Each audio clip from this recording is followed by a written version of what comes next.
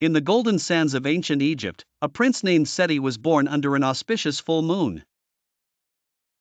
He was the offspring of a pharaoh who had taken his own sister as a wife, a custom meant to keep the royal bloodline untainted by the common folk.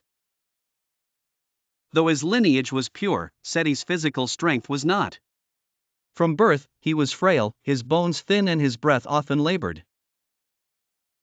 Yet, what Seti lacked in physical prowess, he more than made up for with an iron will and a mind as sharp as the double-edged khopesh swords carried by his warriors.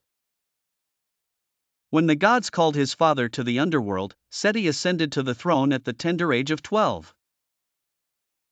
Egypt was a kingdom divided, fragmented by years of internal strife and rebellion. The young pharaoh faced daunting odds, but he possessed the heart of a lion. Rather than surrender to despair, Seti resolved to restore Egypt to its former glory. He studied ancient texts, consulted wise advisors, and often spent sleepless nights contemplating strategies to reunite his fragmented kingdom.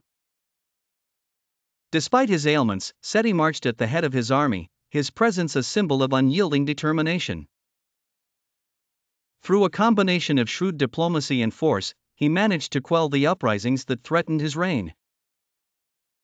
His youth often led others to underestimate him, a mistake they would not live to regret.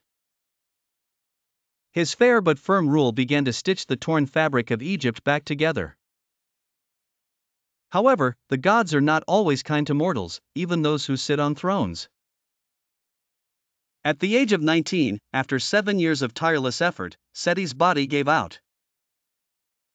His passing was mourned by a kingdom that had begun to hope again. He was entombed with the honor befitting a pharaoh, but it was his legacy that truly became eternal.